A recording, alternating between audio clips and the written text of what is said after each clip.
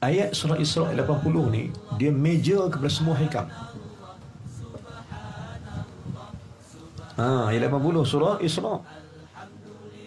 Saya dah hafal ayat tu banyak kali. Ayat ni tuan-tuan, waktu mana saya berada di Jordan, saya nak pergi ke anak dia budak-budak, budak Jordan minta kita buka kitab hikam. Saya tanya Syekh, saya call Syekh ada di Beirut. Saya tanya Syekh, dia minta aku jaga hikam. Syekh kata aku dah ijazah kan. Kata lah macam lah. Cuma saya kata Syekh minta panduan sekali lagi. Nak baca kitab hikam, apa aku nak buat? Dia kata amal ayat 80 surah Al-Isra, nanti Allah bukakan macam-macam ilmu kan. Rabbi adkhilni mudkhala sidqin wa akhrijni mukhraja sidqin waj'alni min ladunka sultanan nasira. Cuba renung ayat tu makna dia dok. Tidakkah di sana kita bersandar pada Allah sebulat-bulatnya? Bersandar pada berusaha atau tak berusaha? Bersandar pada kita nak usaha pun sandar ke Allah, tak usaha pun sandar ke Allah Ta'ala, kerana Allah telah menetapkan segalanya. Jom tengok itu ayat tu. Masukkan aku dan keluarkan aku dengan kehendak-Mu. Adkhilni mudkhala sidqin, dengan keluar yang benar, masuk yang benar. Apa benar dia? Kehendak-Mu tu benar ya Allah. Masukkan aku dalam kehendak-Mu dan keluarkan aku dengan kehendak-Mu.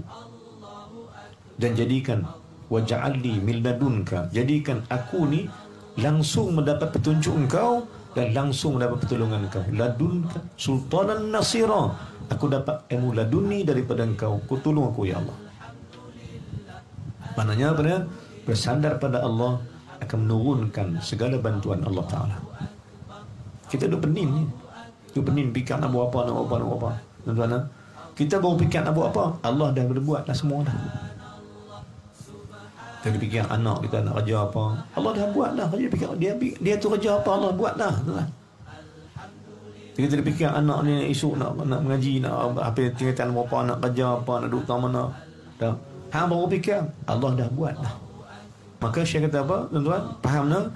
Maka janganlah kita ini berfikir unsing susah hati di atas perbuatan Allah. Jangan duk pening kepala atas aturan Allah. Jom pening kepala atas aturan kita untuk ikut Allah Ta'ala. Itu sepatutnya. Jadi kita dah fikir, Allah nak bagi esok anakku nak kerja apa, mengaji agama nak boleh kerja apa. La ilaha illallah. Ada Allah tak?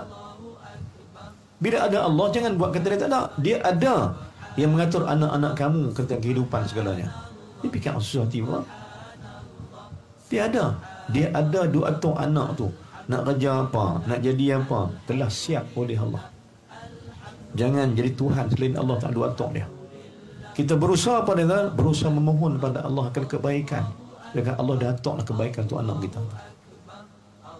Ini tauhid. Jadi tuan-tuan apa dia? Ulang balik. Rabbi, ya Tuhan, adkhilni mudkhala sidqin, masukkan aku dalam golongan yang benar. Benar apa? Benar mengikut kehendak-Mu ya Allah. Aku betul-betul ikut kehendak-Mu. Wa akhrijni mukhraja sidqin, dan nanti keluarkan aku dalam dunia ni termasuk dalam orang berkehendak dan kehendak-Mu. Masuk dunia ni pun dengan kehendak Allah, keluar dunia nanti bukan kehendak Allah. Masuklah mengaji bukan kehendak Allah, keluar mengaji bukan kehendak Allah. Masuk keluar kita dalam apa perkara pun, masuk dan keluar dalam sesuatu tu biar di bawah kehendak Allah Ta'ala, tidak ada kehendak diri lagi. Okay. Ayat 80 itu ayat yang dahsyat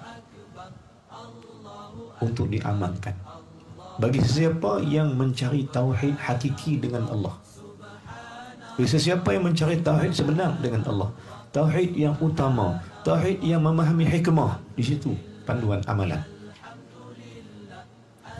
Bila nak amal? Bila nak amal ayat ni? Soalan bila nak amal ayat ni? Ni saya nak beri rahsia. Bila nak amal ayat ni? Tuan-tuan tengok balik ni ayat atas.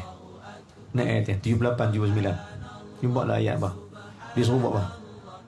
Wa minal laili fatahajjad bihi nafilatan lak asa an yab'athaka rabbuka maqaman mahmuda.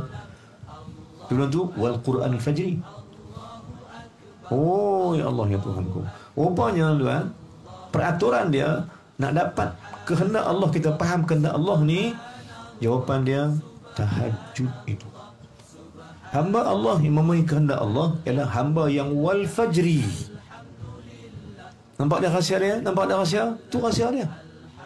Maka jangan bicara soal kehambaan jika malam-malam kamu itu kealpaan. Jangan bicara soal hamba kalau malam tak boleh bangkit. Kalau pagi subuh fajar tak boleh bangkit, jangan sonok berbicara soal kehambaan.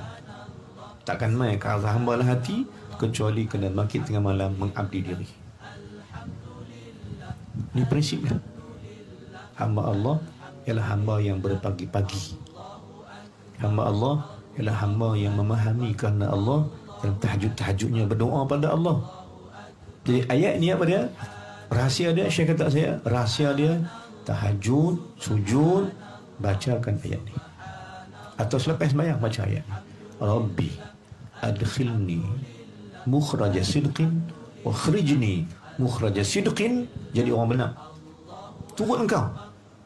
Waj'al li min ladunka.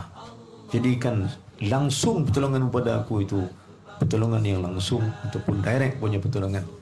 Wal ja'ali min ladunka sultanan nasira. Engkau kuasai aku dan kau tolong aku ya Allah. Tengok ayat dia, fahami ayat dia.